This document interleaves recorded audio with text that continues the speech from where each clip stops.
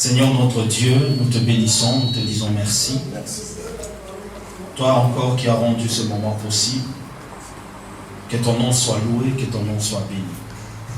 C'est un programme tant attendu, que nous avons souhaité, que nous avons voulu, et par ta grâce, tu as permis que cela ait lieu et place.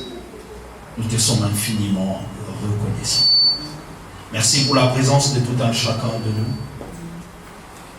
Et nous savons que comme nous sommes réunis en ton nom, tu es au milieu de nous. Tout ce que je demande, que l'onction qui brise le joug, la présence du Saint-Esprit, puisse briser le joug sur la vie de quelqu'un, sur les épaules de quelqu'un, sur la conscience d'une personne, sur l'âme d'une personne. Je prie au nom de Jésus que l'onction qui brise le joug puisse briser cela. Parce que la Bible dit, dans ta présence, il y a l'onction qui brise le joug. Saint-Esprit, nous venons te prier et te demander que tu viennes glorifier le nom de Jésus. Que toi seul puisses parler au travers de moi pour faire du bien à quelqu'un. Dans le nom de Jésus. Amen. Amen. Amen. Que Dieu soit béni. Rapidement, nous allons prendre nos Bibles dans le livre de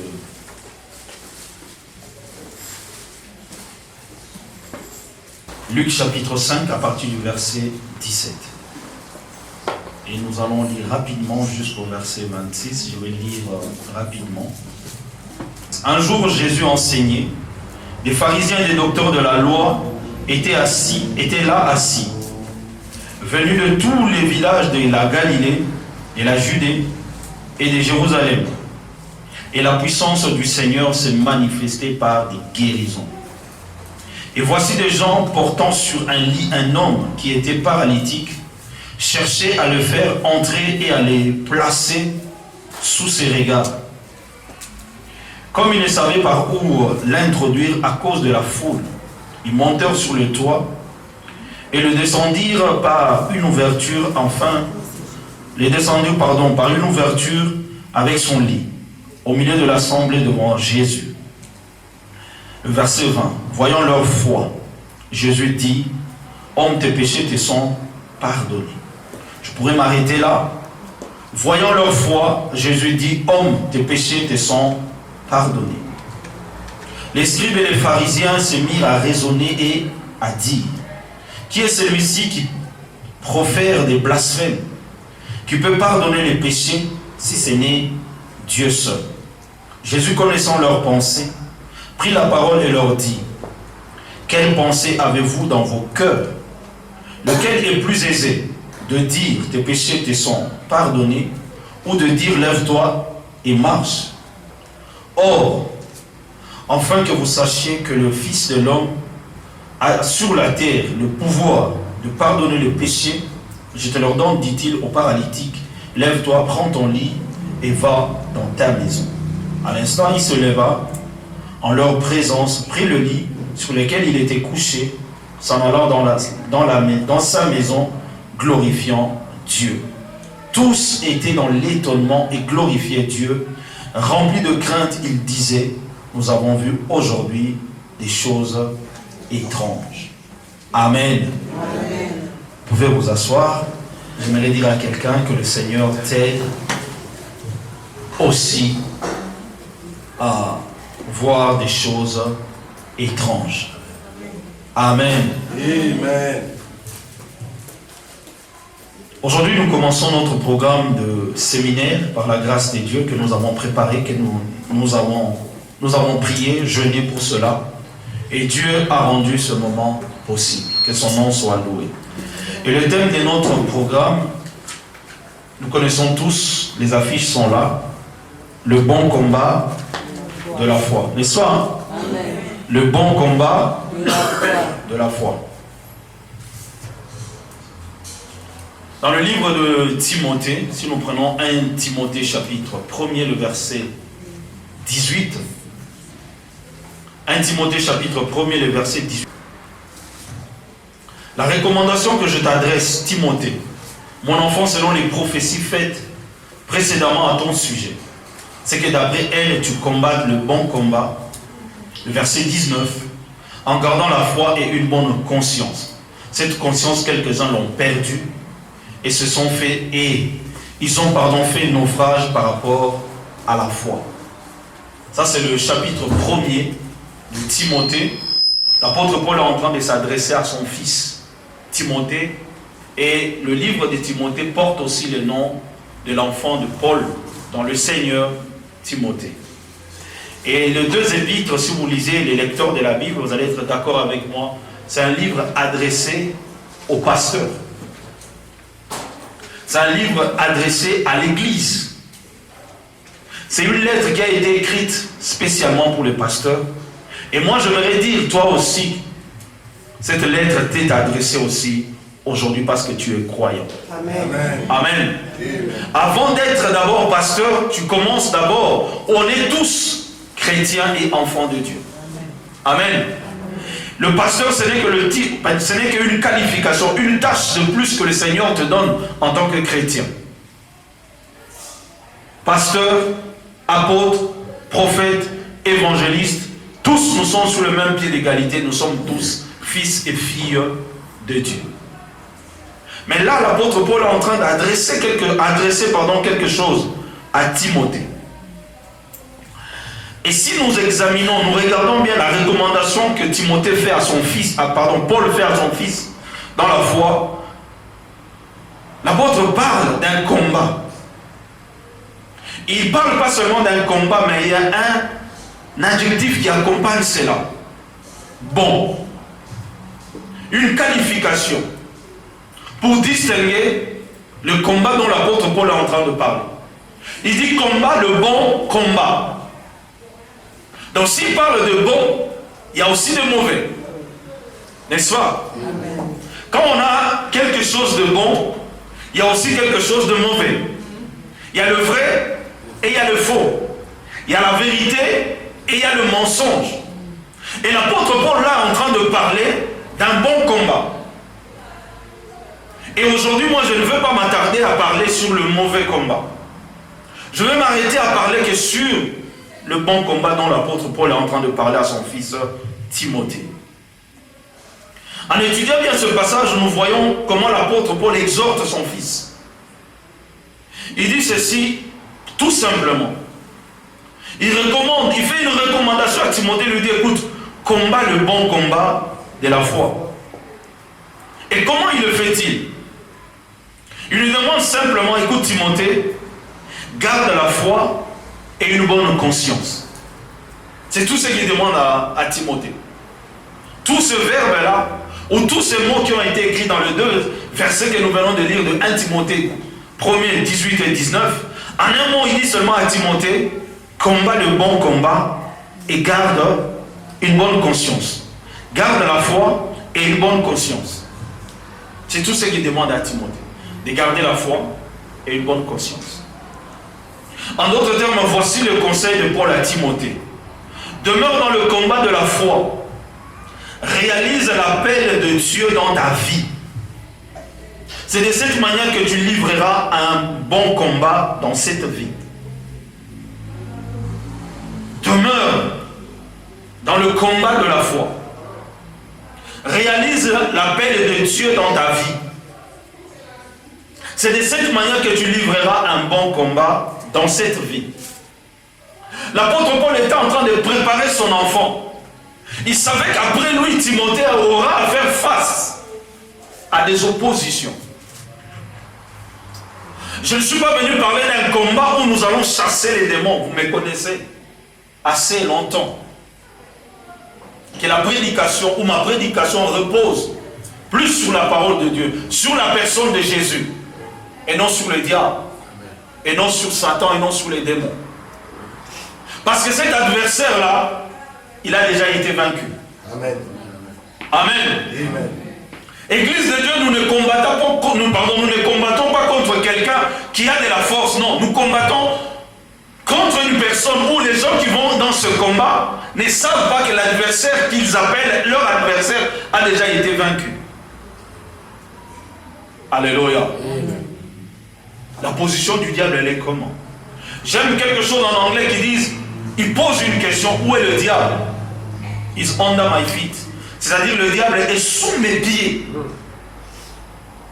Un anglophone bien affermi, si tu lui poses la question où se trouve le diable dans ta vie, il dira que le diable est sous mes pieds. Donc c'est-à-dire le diable est mon marche-pied. Et c'est pour ça que l'apôtre David est en train de dire, jusqu'à ce que le Seigneur fasse de tes ennemis ton marche-pied. Parlons de Jésus. Or la victoire que Jésus a gagnée, ce n'était pas pour lui. C'était pour nous. Amen. Le combat que Jésus a livré sur la croix, ce n'était pas pour lui. C'était pour nous. Là n'est pas mon message. Amen. Amen. L'apôtre Paul va encore plus loin. Il compare Timothée à un soldat. Si vous prenez 1 Timothée chapitre 2, le verset 3 à 4, il dit ceci: souffre avec moi comme un bon soldat de Jésus-Christ. Le verset 4. Il n'est pas de soldat qui s'embrase des affaires de la vie s'il veut plaire à celui qui l'a enrôlé. Donc l'apôtre Paul est en train de comparer Timothée à un soldat, à un militaire. Il dit combat le bon combat comme un soldat de Jésus-Christ, qui est là pour plaire non pas aux hommes, mais pour plaire à Jésus. Bien-aimés, tous peuvent être contre toi, mais quand tu as l'approbation de Dieu, tu es majorité. Amen. Tu peux être seul contre tous, mais sois sûr que tu es avec Dieu. Amen. Mais quand tu es avec Dieu, rassure-toi réellement qu'il est avec toi. Et quand il est avec toi, peu importe ce que le monde peut dire. Alléluia. Amen. Dieu est avec toi. Amen. Peu importe. Il faut tout faire dans ta vie pour plaire à Jésus. C'est ça le combat qu'un chrétien doit mener dans sa vie. Tout faire dans ma vie pour plaire à Jésus. Alléluia. Amen. En d'autres termes, Paul lui dit simplement, pour être un bon soldat, un bon croyant de Jésus, il y a un prix à payer. Un militaire pour monter des grades, des échelons, il a un prix à payer. Et le plus fort de prix qu'un militaire ou un soldat paye, c'est sa soumission et son obéissance. Vous êtes d'accord avec moi? Amen. Le centenier devant Jésus, qu'est-ce qu'il a dit? Il a confessé une fois que Jésus lui-même était étonné. Il a dit dans tout Israël, je n'ai jamais vu une foi comme ça. Pourquoi le centenier a parlé? Il a parlé en langage militaire. Parce qu'il était un soldat. Bien-aimé, dans ta vie de tous les jours, tu dois prendre ta vie sociale, tu dois prendre ton travail, tu dois prendre ton activité, l'associer à Jésus. C'est donc quand il répondait à Jésus, il répondait par rapport à son activité, à sa profession de militaire. Il a dit, Seigneur, si j'ai des supérieurs devant moi, ou au-dessus de moi, s'ils me disent d'aller, je vais. S'ils me disent de revenir, je reviens. Et moi aussi, j'ai des gens qui sont sous moi. Quand je leur dis, allez, ils partent. Venez, ils reviennent. Donc si toi tu dis seulement un mot, tu n'as pas besoin de te déplacer. Parce que quand un haut fonctionnaire de l'armée donne un ordre à un militaire, il n'a pas besoin d'aller vérifier. Il sait que cela sera exécuté. Donc Seigneur, tu n'as pas besoin de te déplacer. Ce que tu diras, ça va s'accomplir. Parce que quand moi je dis à un soldat, viens, le soldat vient. Raison pour laquelle l'apôtre Paul compare Timothée à un soldat. Il dit, si tu veux être un bon chrétien, un bon soldat de Jésus-Christ, cela exige un prix à payer. Et le grand prix à payer pour un chrétien, c'est la soumission et l'obéissance. Alléluia. Amen. Nous avons tiré notre thème de notre séminaire, 1 Timothée chapitre 6, le verset 12, la Bible dit ceci: combat le bon combat de la foi, saisis la vie éternelle à laquelle tu as été appelé, pour laquelle tu as fait une belle confession en présence d'un grand nombre de témoins. Alléluia. Ça c'est l'apôtre Paul qui revient encore au chapitre 6. Au chapitre 1er, il a parlé de ça. Et pour terminer le chapitre 6, il revient encore sur la qualité du combat que Timothée doit mené. Ici, l'apôtre Paul vient dire déjà à Timothée ce qu'il lui avait dit concernant le bon combat de la foi. Et par rapport à ça, le mot qui m'a plus attiré, c'était confession. Est-ce que vous voyez ça? 1 Timothée chapitre 6, le verset 12. Prends avec moi ta Bible. La Bible dit ceci: combat le bon combat de la foi, saisis la vie éternelle, à laquelle tu as été appelé, pour laquelle tu as fait une belle confession, en présence d'un grand nombre de témoins. Et le mot qui m'a interpellé dans tout cela, dans ce chapitre, ou dans ce verset, pardon, c'est le mot confession. Confession vient du verbe confesser, qui veut dire simplement déclarer ou avouer sa foi. C'est ça, confesser. Église de Dieu, dans le domaine spirituel, que ce soit du côté de Dieu, que ce soit du côté du diable, la confession ou la déclaration de sa foi a une grande efficacité. C'est la clé même pour accéder dans le royaume divin. C'est la clé aussi pour accéder dans le royaume de Satan. Ça va de pair. Alléluia. Amen. Nous étions tous de la République du Zaïre, n'est-ce pas? Hein? Avant que ça soit le Congo. On appelait ça prestation de serment. Ah. Nous qui sommes nés à cette époque-là, maman Jeanne répond directement. Prestation de serment. C'est-à-dire déclarer son appartenance, son obéissance, sa soumission au guide. N'est-ce pas? Et cette cérémonie, si tu as été programmé ou choisi, il n'y a aucune excuse. Tu dois être là. Mon bout, tu peux arriver en retard. Mais vous êtes déjà là. Tous qui sont là. Le palais du peuple était rempli. Prestation du... Ça passait à la télévision. Il n'y avait aucune autre mission qui pouvait passer en dehors de ce programme-là. Pourquoi? Ils venaient faire quoi? Ils venaient déclarer. Bien aimé, la confession, c'est la déclaration de sa foi. Et ces gens, quand ils venaient prêter serment, ils déclaraient leur obéissance et leur soumission à qui? Au guide. Eux-mêmes, ils l'appelaient le guide. Amen. Amen. Bien aimé, la déclaration, c'est la clé pour avoir accès au domaine de Dieu. Avouer sa foi. Ensuite, nous prenons le récit de la création simplement. Vous allez voir que Dieu, en créant le monde, était en train d'exprimer sa foi. Est-ce que vous êtes d'accord avec moi? Si vous allez dans le récit de la création, Dieu était en train d'exprimer sa foi par rapport à ce qu'il allait créer. Parce que la Bible dit, au commencement, Dieu créa les cieux et la terre. Et pour créer, qu'est-ce que Dieu a fait? Il a commencé à déclarer. Qu'est-ce que Dieu déclarait? Dieu déclarait ce que lui croyait en lui-même. Par sa parole. Amen. Amen. Amen. C'est ça que Dieu a fait. Dieu lui-même croyait en lui-même. Et il déclarait les choses que lui-même il avait cru. Et il voyait cela se réaliser.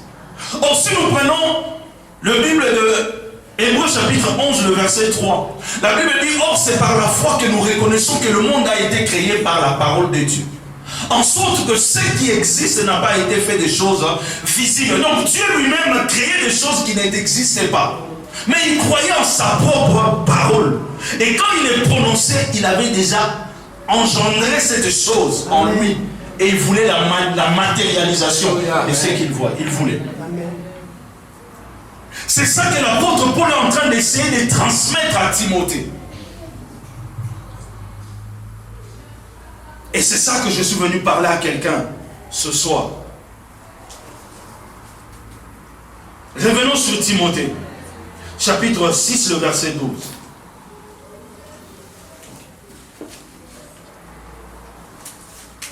Timothée a fait une belle confession de quoi? La réponse est claire.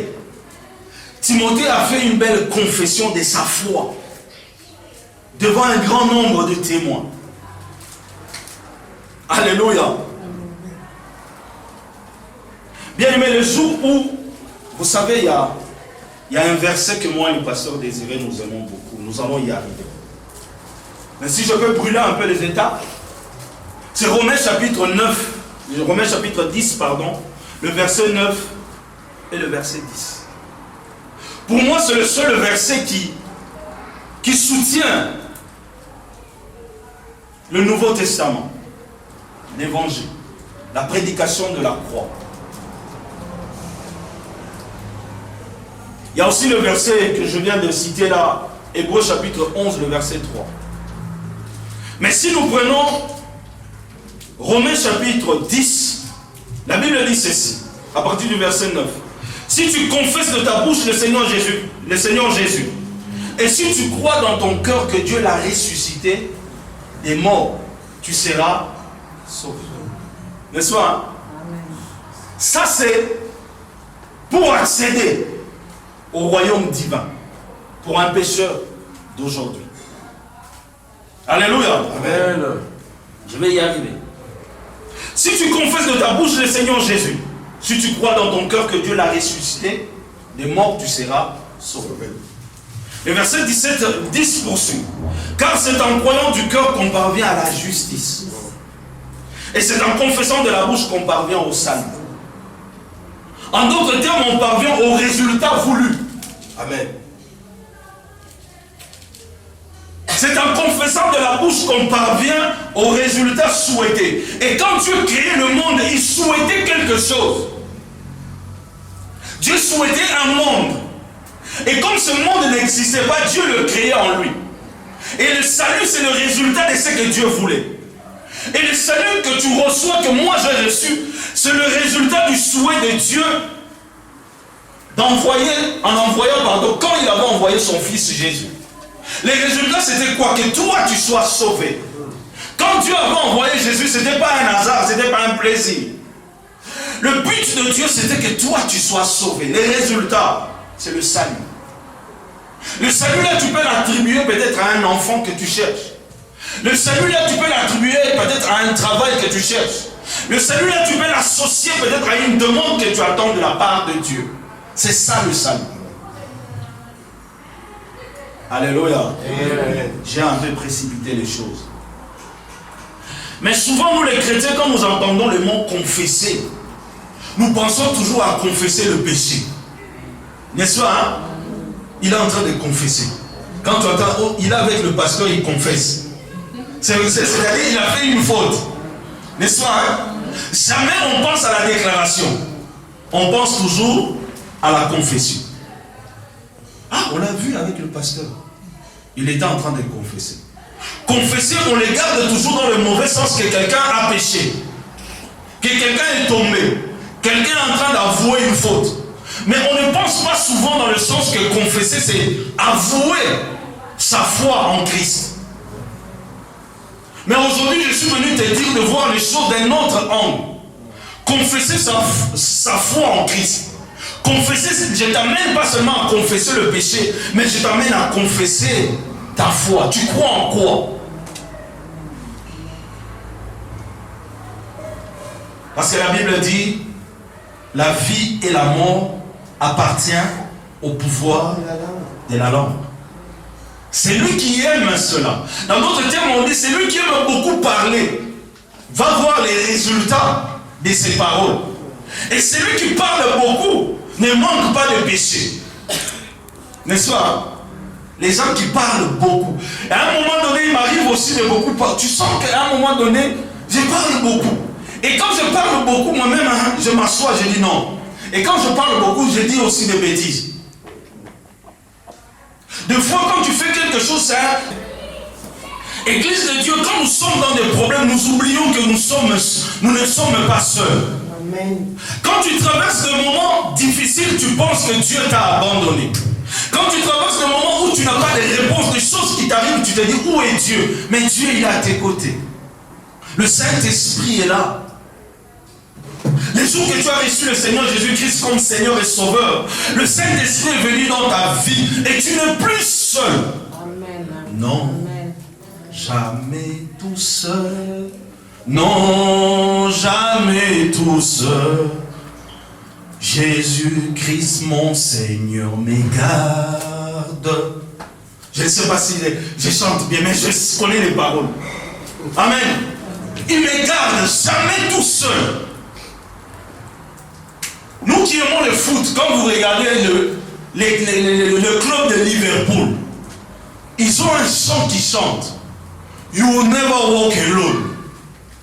Même quand ils sont dans les mauvaises périodes de leur saison, les supporters se lèvent. Bien que vous êtes en train de traverser des moments difficiles, vous n'êtes pas seul. Nous, les supporters, nous sommes à côté de vous. Si un païen, les païens peuvent croire, les joueurs peuvent espérer à l'encouragement de leurs supporters, à combien plus forte raison, toi, chrétien? Quand ils chantent ces cantiques, quand vous êtes là, quand vous suivez ce match, bien que ce sont des paroles des païens, ça donne la chair de poule. Parce que même un païen peut croire et les choses arrivent. Amen. Amen. Quand vous posez la question, nos frères, ils disent quoi?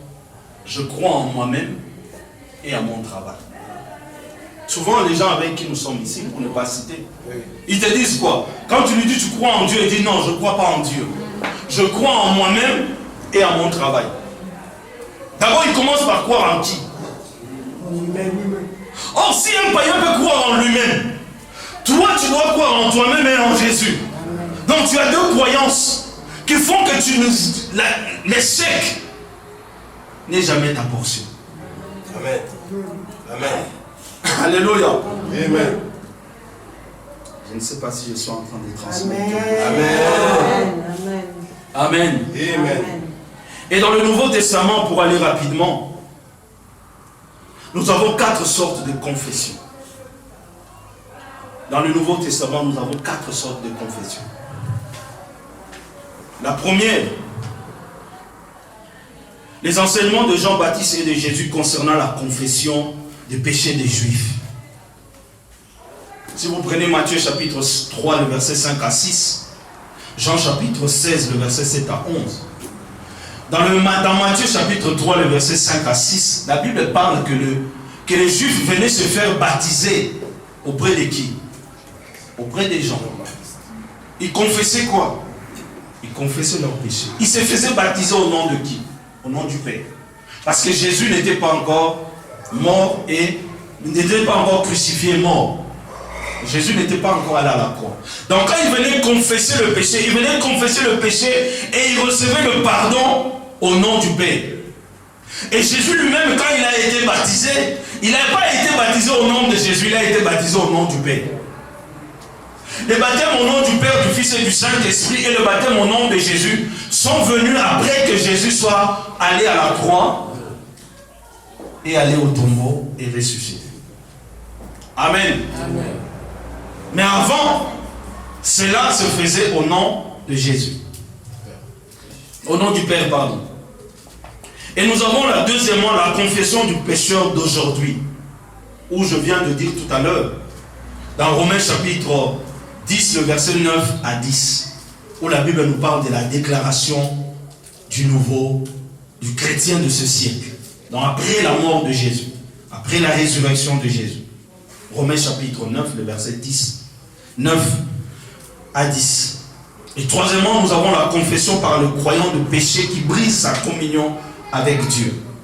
Il y a la confession, comme je viens de dire tout à l'heure, que nous confessons nos péchés. Selon 1 Jean chapitre 1, le verset 9.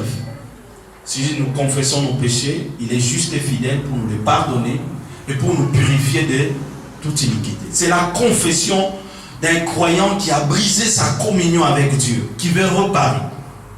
Vous êtes d'accord avec moi? Amen. Et quatrièmement, la déclaration de notre foi dans la parole de Dieu. Matthieu chapitre 10, le verset 32 et 33. Où Jésus est en train de dire, c'est lui qui va me confesser devant les hommes. Moi aussi je vais les confesser devant les anges de mon Père. N'est-ce pas? C'est ce que Jésus a dit. C'est lui qui va publier sa foi devant les hommes. Moi aussi je le confesserai devant les anges de mon Père. Devant Dieu. Bien aimé, quand tu déclares certaines choses, c'est ça que je vous ai dit, la déclaration est la clé pour accéder dans le royaume spirituel. Que ce soit chez le diable, que ce soit chez Satan. C'est pareil. Alléluia. Amen. Il y a une soeur qui est venue me voir. Il a dit, pasteur, prie pour moi.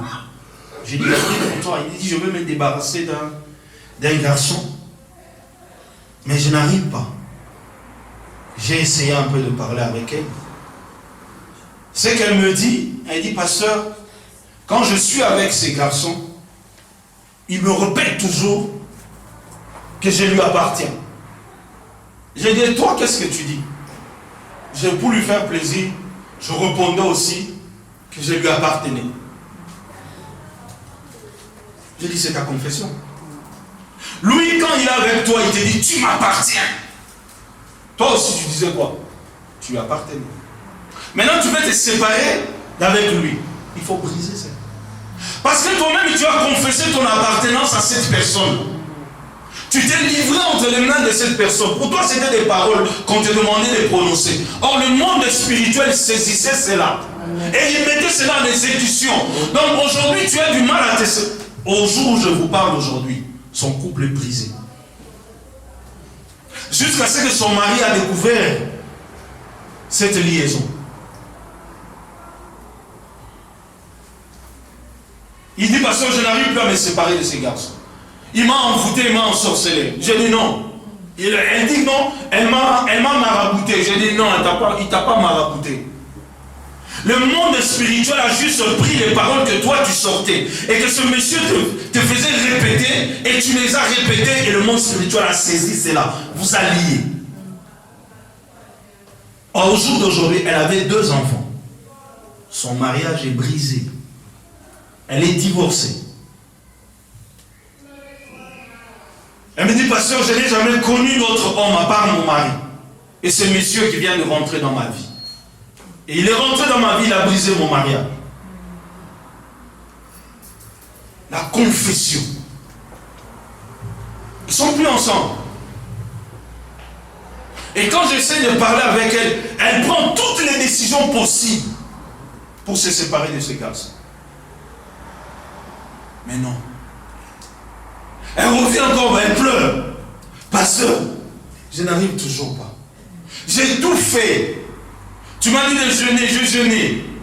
J'ai dit, le problème ne se trouve pas à ce niveau. Le problème se trouve, il faut que toi, maintenant, tu commences à confesser que tu ne lui appartiens plus. Et cette confession, tu dois la déclarer avec toute ta foi et briser cela. Il y a certains liens que nous-mêmes, nous allons chercher. Il y a certaines portes que nous-mêmes, nous allons ouvrir par des simples phrases. Tellement tu es emporté par des sentiments, des émotions. Oui, je t'appartiens. Et toi tu dis ça, et le monsieur, il sait ce qu'il est en train de faire. Il sait pourquoi il t'a fait prononcer ces choses-là. Et toi aussi pour lui faire plaisir, oui, je t'appartiens. Et à chaque fois que ce monsieur part, quand il n'a plus, il a un pied, il revient. Il prend l'argent auprès de la sœur, il s'en va. Il dit, pasteur, je ne sais pas. À chaque fois, il me dit, il me montre. Il me dit, je suis ici. Ça veut dire quoi, pasteur? C'est pas une Congolaise. C'est pas une Congolaise. Il me dit toujours ça. Il me fait ça. Je suis ici. Je suis ici. Quand il me montre sa paume de main, il me dit, je suis ici. Dès que j'entends sa voix, j'ai changé tous les numéros de téléphone possibles. Mais au final, je l'appelle toujours. Lui, il est là-bas avec sa femme. Son couple. Le monsieur a son couple. La confession. Le monsieur a le couple. Mais elle n'a plus de couple. Elle m'a fait croire que c'était fini. Parce qu'elle est venue me voir et dit, le monsieur devait aller au Congo. Il est venu, il m'a pris 1200 €. Quand je le regarde à la fin, je vois sur ce qu'il met sur Facebook, je le vois avec sa femme. Donc il est parti avec sa femme, avec mon argent.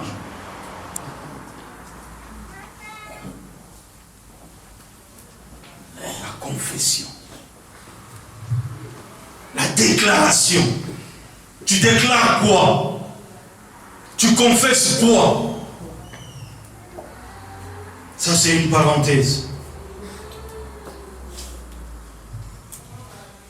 Il est possible aussi, j'aimerais dire à l'église, de savoir par les paroles d'une personne si elle croit comme il faut.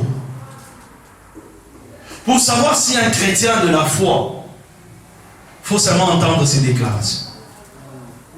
Ces derniers temps, depuis que l'année a commencé, j'ai dit non, c'est fini. Quand je priais, hier, j'ai dit non, c'est fini. Depuis que le pasteur Désiré peut être au courant, même Papa Cyril, depuis que cette année a commencé, j'ai commencé à déclarer Nicolas Nazan Piaka. Et oui, je commence à vivre réellement des Piaka. Manque d'argent. Je me suis dit non, je ne veux plus déclarer ça. C'est la seule année où il m'arrive de manquer même 10 euros. Ça fait longtemps que j'ai vu ces choses. Ça fait longtemps. Je vous dis bien longtemps. Mais cette année, depuis que ça a commencé, j'ai commencé à déclarer janvier Piaka. Je dis, c'est plus normal. C'est-à-dire, moi-même, j'ai réalisé que moi-même, je suis en train d'appeler les Piaka dans ma vie. Aujourd'hui, à partir déjà d'hier, c'est fini. L'abondance. L'abondance. L'abondance. Bien aimé, les choses que je suis en train de vous dire sont vraies et réelles.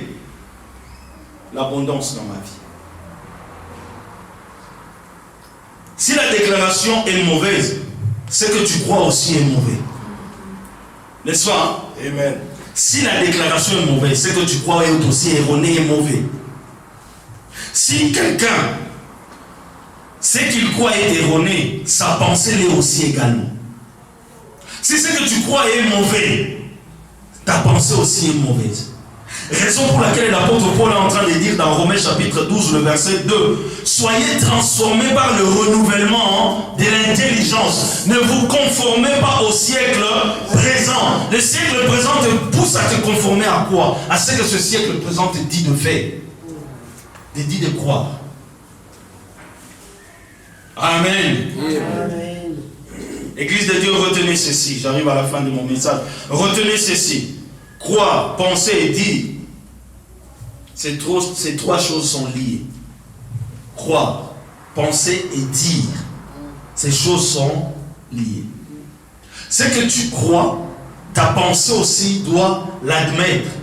Et ta parole aussi doit le dire. Doit le confesser. Merci, pasteur. Ce que tu crois, ce que tu penses, c'est ça que tu dois dire. Tu ne peux pas dissocier les trois, sinon, raison pour laquelle il y a certaines choses qui n'arrivent pas dans ta vie. Parce que ce que tu penses, ce que tu crois et ce que tu dis ne sont pas pareils. Tu crois autre chose, tu dis autre chose. Tu penses autre chose, tu crois aussi autre chose. Donc il y a une séparation. Or les trois doivent être liés. Je crois, je pense et je dis. La Bible dit c'est de l'abondance du cœur que la bouche parle. Avant que la bouche ne puisse parler, il faut que ton cœur croie. Il faut que tu aies à penser à cela et tu dis cela. Amen. Et aujourd'hui, si nous échouons, tu arrives devant un malade, tu es en train de prier, tu as des doutes. Est-ce que ça va se réaliser? Et l'excuse pour nous les hommes de Dieu, j'ai prié, le reste c'est Dieu qui va faire. Là tu n'es pas sûr de ta prière. Ce n'est pas moi qui guéris. Moi j'ai fait ma part, Dieu va guérir. Donc tu es allé prier, mais quand tu es arrivé, tu as vu le malade, tu as dit, est-ce que ce malade doit être vraiment guéri? Mais quand tu venais avec toute la foi. Mais tu arrives devant le malade. Tu commences à prier à la fin. Tu dis, j'ai seulement prié. Je fais ma part, le reste Dieu va faire. C'est que tu ne crois pas, ce que tu penses, ce que tu dis ne sont pas pareils. La raison pour laquelle le malade reste malade. Est-ce que je parle à Amen. Et cela aussi doit être pareil dans tous les domaines de ta vie. C'est ça le bon combat de la foi. La vie chrétienne ne réside que dans ces choses. Les gens qui ont compris cela, ils sont forts. Les gens qui ont saisi cela, ils sont forts. Ils n'ont pas besoin de crier pour chasser un démon. Ils n'ont pas besoin de crier pour au nom de Jésus, sois guéri. Non, ils viennent seulement et disent au nom de Jésus, sois guéri. Pourquoi? Parce que ceux qu'ils croient, ceux qui pensent, ceux qui disent sont pareils. Et le Saint-Esprit vient. Pam. Amen. La guérison arrive. Alléluia. Amen. Mais Dieu nous a donné sa parole pour essayer de mettre nos pensées et aligner notre pensée avec la parole de Dieu. Amen. Quand tu alignes tes pensées, ce que tu crois, ce que tu dis avec la parole de Dieu, bien aimé, le miracle est ta portion. Confesser signifie aussi déclarer ce que nous croyons dans notre cœur. Confesser signifie aussi ce que nous déclarons et croyons dans notre cœur. C'est proclamer ce que nous savons. Bien aimé, quand tu ne sais pas quelque chose, tu ne peux pas la proclamer. Aujourd'hui, si tu rentres à Kim, tu peux donner un témoignage. Je connais la tour Eiffel. N'est-ce pas? Je connais la tour Eiffel. Si vous doutez, voyez les photos. Donc quand la personne te regarde, je connais la tour Eiffel, oui.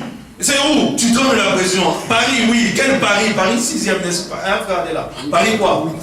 8e. Tu donnes la précision Paris 8e. Donc cette personne vraiment connaît. 16. Ah, même les Parisiens, nous-mêmes, nous avons du mal. Non, c'est Paris 8e. Donc tu connais où est Paris? Pardon, la tour Eiffel. Bien aimé, tu peux proclamer que ce que tu sais.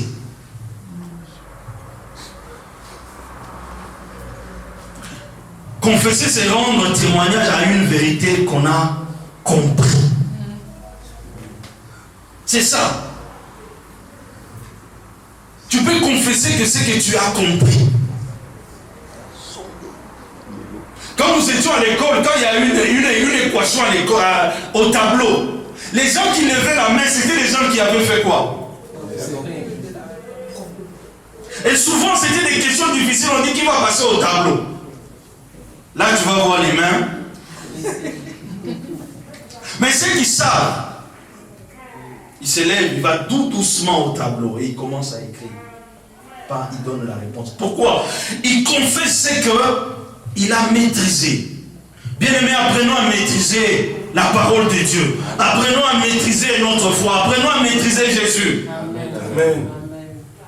On peut maîtriser Jésus. Tu me dis, mais il est Dieu, comment je vais le maîtriser? Tu vas le maîtriser quand tu lui obéis et tu lui es soumis. Tu vas le maîtriser. Côté on a Maman Marie-Olive, de ce côté-là, Dieu devient faible. Quand tu es obéissant et soumis, c'est fini. Dieu se laisse. Alléluia. Amen. Pour finir, voici les 5 parties de ce que Timothée avait confessé en présence d'un grand nombre de témoins. Ce que Timothée avait confessé devant un grand nombre de témoins. Premièrement, ce que Dieu a obtenu pour nous en Christ dans son plan de rédemption. C'est ce que Timothée confessait. Ce que Dieu a obtenu pour nous en Christ dans son plan de rédemption. Donc, l'apôtre Paul était en train de préparer Timothée. Écoute, comprends le plan de Dieu qu'il avait pour nous dans le salut, dans la rédemption. Donc, Timothée devait maîtriser ces choses parce qu'en son tour, il devait les transmettre. Amen. Et ce que moi je vous transmets aujourd'hui, par la grâce de Dieu, j'ai aussi la maîtrise de ce que je vous transmets aujourd'hui. Amen. Alléluia. Amen. Deuxièmement, ce que Dieu a accompli en nous par la parole et le Saint-Esprit. Ce que Dieu a accompli en nous par sa parole et par le Saint-Esprit. Par sa parole, Dieu nous a régénérés. Par sa parole, Dieu nous a sauvés. Il envoya sa parole et sa parole les guérit. Pour que tu sois sauvé, il y a quelqu'un qui est venu te parler de Jésus. Et quand cette personne te parlait, tu ne voyais pas, mais tu entendais les paroles qu'il te disait. Il sortait des paroles et par rapport à ces paroles, tu as cru. Et le Saint-Esprit est venu dans ta vie. Quand on t'a annoncé Jésus, la personne qui est venue te l'annoncer n'était pas muette. La personne parlait. Et quand cette personne parlait, l'effet de ses paroles ont créé en toi la foi. Amen. Et quand tu as cru, tu as confessé, le salut est venu, le Saint-Esprit est rentré. Amen. Oh. Troisièmement, Timothée a confessé qui nous sommes en Jésus-Christ aux yeux de Dieu le Père. Il y a des fois, toi-même, tu te disqualifies devant Dieu. Tu ne sais pas ce que tu représentes aux yeux de Dieu. C'est comme si toi-même, tu te dis, Dieu ne me connaît pas. Ben, il ne te connaît pas. Dieu ne m'entend pas. Ben, il ne t'attendra pas. Dieu ne m'écoute pas. Eh bien, il ne t'écoutera pas. Mais si tu as dans ton cœur que Dieu t'écoute, tu es le Fils de Dieu. Et quand tu viens devant lui, tu viens comme un fils. Amen. Il y a ma fille d'Arménie qui est là, c'est la seule qui fait des choses où même ses aînés lui disent, il n'y a que toi qui es culotté d'oser faire ça à papa. Il n'y a que toi. Une fois elle est venue, elle m'a touché à l'onction. Elle vient, elle touche à ça. Je dis, toi tu touches quoi? Sa maman lui dit, tu touches quoi? On ne cite jamais les noms. Et son frère qui les regarde, il dit, il n'y a que toi qui es culotté pour aller oser faire ça à papa. Pourquoi? Parce qu'elle n'a pas de limites. Aya Simbibi, onction. J'ai dit, pour avoir fait ça, Élisa a appelé des ours qui ont mangé des gens. Et toi, tu viens oser. Là où il y a l'onction. Ça veut dire quoi? Ce que tu es en train de dire. Je n'ai pas le droit de toucher. Tu es mon père, non? J'ai le droit. Alors, c'est choquant. Pourquoi? Parce qu'elle se sent fille de papa. Et nous aussi, devant Dieu, nous devons nous sentir enfants. Amen. Amen. Vous savez, les anglophones sont plus puissants à ce côté, plus que nous. Le pasteur sait. Là où j'ai été, il y a des prostituées qui venaient à l'église. Mais ils venaient offrir à Dieu. Vous savez, la confession, elle était tellement erronée, elle est mauvaise. Je ne t'encourage pas à faire ça. Tu sais ce qu'elle disait?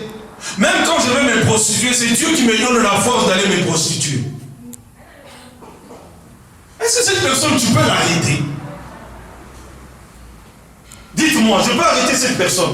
Elle dit bien, je sais ce que je fais est mauvais. Mais quand même, je suis en train de le faire. Dieu me permet de le faire. Raison cette reconnaissance-là, de ce que lui me garde, je viens lui donner ma dîme. Je dis, elle n'est pas agréable. Je dis, pasteur, peu importe. Mais moi, ce que je crois, ce n'est pas ce que tu crois. J'ai dit non, c'est que la parole de Dieu dit. Il dit non, c'est que moi je suis en Dieu. Je suis sa fille. Even I'm wrong. Même si je suis dans l'erreur, il reste mon père. Même quand je suis dans le mal, Dieu reste mon père. Est-ce que cette personne-là, jusqu'à ce que le Saint-Esprit change sa façon de concevoir les choses, mais tant que le Saint-Esprit n'a pas encore travaillé, elle croit en cela. Elle vit par rapport à ça. Elle a accompli des choses par rapport à ce qu'elle croit. Elle sait que j'ai un Dieu. Un jour, il me délivrera. Quatrièmement, ce que Jésus est en train de faire pour nous, maintenant à la droite du Père. Il vit éternellement pour intercéder en notre faveur. Qu'est-ce que tu crois que Jésus est en train de faire? Lui-même, il a bien dit, je suis en train de vous préparer une place. Si ce n'était pas le cas, je vous l'aurais dit. C'est ce qu'il fait. Non pas seulement ça, mais il intercède encore pour toi. C'est-à-dire qu'au moment où toi tu es en train de pleurer, le Saint-Esprit, Jésus est en train d'intercéder pour toi. C'est ton avocat, il plaide pour toi. Il défend ta cause jour et nuit. Même quand les combats sont là, des fois je dis à l'église, Dieu combat pour toi sans que tu sois au courant.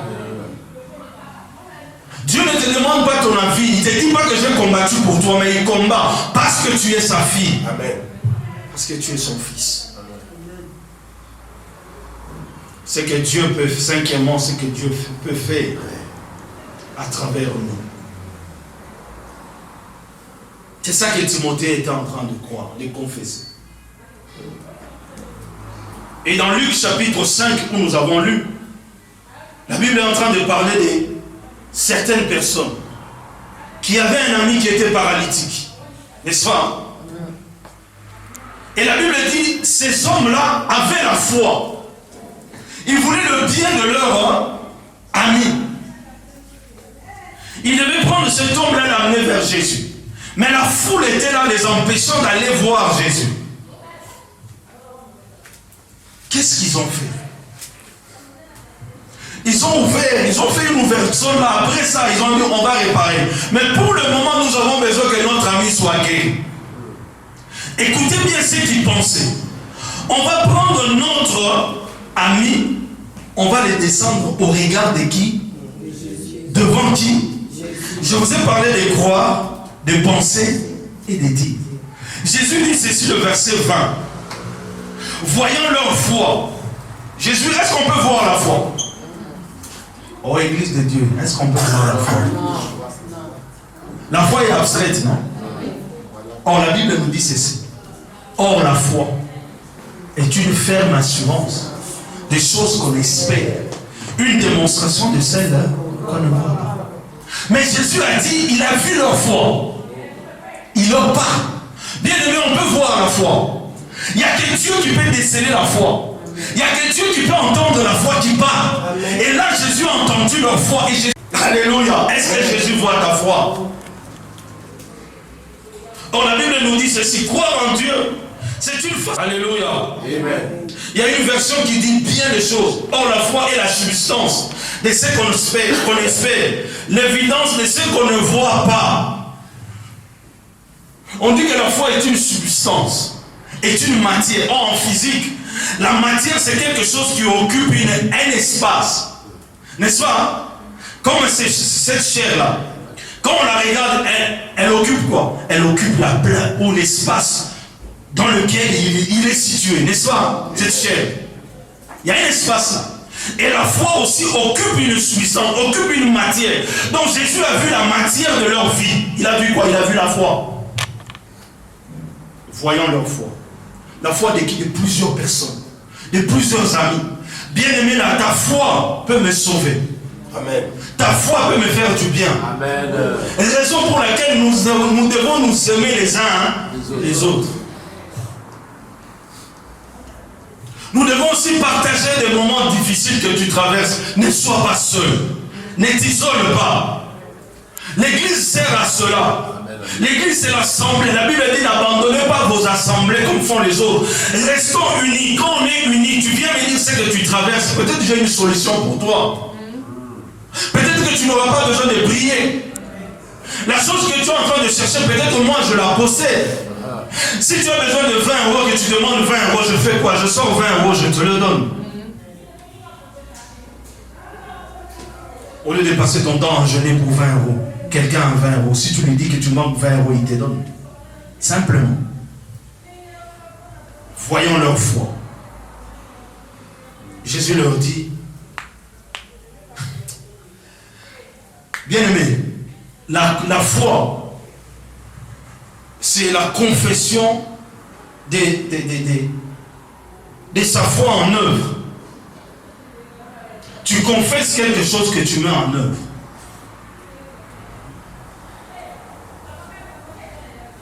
Le pasteur Désiré peut se souvenir, je lui ai dit une fois, on était ensemble, il sait de quoi je parle. Je lui ai dit, mon frère, on a quitté quelque part, on a dit qu'on allait quelque part. On reste sur ce quelque part où on avait dit qu'on devait aller. Donc tout le chemin qu'on est en train de faire, ce n'est pas la destination que nous avons dit au départ. Restons sur ce que nous avons dit. Et quand nous sommes revenus sur ce que nous avons dit, et nous avons marché sur ça, nous sommes arrivés à destination. Amen. C'est ça la foi. C'est ça la foi. Église de Dieu, aujourd'hui, si nous ne voyons pas la foi, d'abord, premièrement, c'est parce que nous ne prêchons pas la parole de Dieu. Or, si nous prêchons la parole de Dieu, les miracles qu'on voit dans l'ancienne ou à l'église primitive, nous allons vivre cela. La confession ou la foi dissipe la crainte. La confession augmente la foi. Voilà là où je m'arrête. C'est ça que Timothée a confessé devant un grand monde. Aujourd'hui, je suis venu te dire quelque chose. Le bon combat de la foi, c'est confesser ce que tu crois. Amen. Amen. J'aime la version King James qui dit ceci. La foi donne de la substance à ce qu'on espère. La foi donne la matière. Dieu espérait un monde. Dieu a déclaré ce monde. Que la lumière soit. La lumière. Donc aujourd'hui, je suis venu te dire, le combat, peut-être que tu t'attendais à ce que je te parle du combat d'aller chasser les démons. Non. Le combat dont je suis venu te parler, dont je vous parlerai tous les jours. Église de Dieu, c'est simple. C'est la foi en Jésus. Amen. Amen. Amen. Amen. J'étais en train de prier dernièrement, j'ai tellement prié. Et pendant que je dormais, ma femme était à mes côtés, je me suis vu en train de chasser l'esprit de pauvreté. De toute ma vie. Moi, je sais qu'on chasse l'esprit de pauvreté en donnant. Mais soit, quand tu donnes, tu sèmes l'argent, tu vas récolter quoi? Je me suis vu en train de chasser l'esprit de pauvreté. Et quand je le faisais, je le disais haut et fort. Et ma femme qui était à mes côtés, elle me demande, Dadi, c'est quoi? Et quand je me suis levé, j'en ai partagé aussi avec ma fille, j'ai dit, je me suis vu en train de chasser l'esprit de pauvreté. Et quand je chassais cet esprit-là, il y avait des rats qui partaient. Et quand je me suis réveillé, j'ai fait la même chose. Qu'est-ce que je vais te dire par là, pour terminer? C'est pour dire qu'il y a des situations peut-être qui peuvent durer dans ta vie. Mais si tu persévères à chercher la face de Dieu, Dieu va te révéler ce qu'il doit. Amen. Amen. Ne te lève pas pour combattre n'importe comment. Ne te lève pas pour chasser n'importe quel démon. Ne te lève pas pour crier contre les sorciers. Ne te lève pas pour chercher à accuser les autres. Lève-toi, va à la face de Dieu. Cherche Dieu. Il te révélera. Il te montrera ce qui cloche. C'est ça que Timothée a fait. Il a confessé. Il a déclaré sa foi. Il y avait un grand nombre de témoins. Toi, tu crois quoi? Tu confesses quoi? Et quand je finis, je dis à ma femme, réellement, il y avait un esprit de pauvreté quelque part. Que j'ai chassé. Parce que de moi-même, je ne crois pas en cela. De moi-même, je ne crois pas. Mais si Dieu l'a montré, si Dieu l'a révélé, comme je dis toujours, quand Dieu te montre quelque chose de bien, prie à ce que tu obtiennes cette chose. Quand Dieu te montre quelque chose de mauvais, prie en fait que cette chose parte. Donc si Dieu a révélé cela, c'est que quelque part, dans un domaine de ma vie, il y avait cet esprit, que lui-même, Dieu m'a poussé à le faire inconsciemment. Et quand je me suis levé, étant un homme spirituel, j'ai fait quoi? J'ai aussi fait ça physiquement. Est-ce que je suis allé à entrer dans les Mosindo? Non. Je suis allé à chercher à lier? Non. J'ai seulement dit au nom de Jésus, sors. Fini. Et je crois en ce que je dis. Et quand j'ai fini, quelques jours après, vous savez ce que Dieu m'a révélé, pasteur? Il m'a dit une chose. Ta bénédiction est tellement si grande que le temps est venu pour que je la déclenche. Amen. Amen.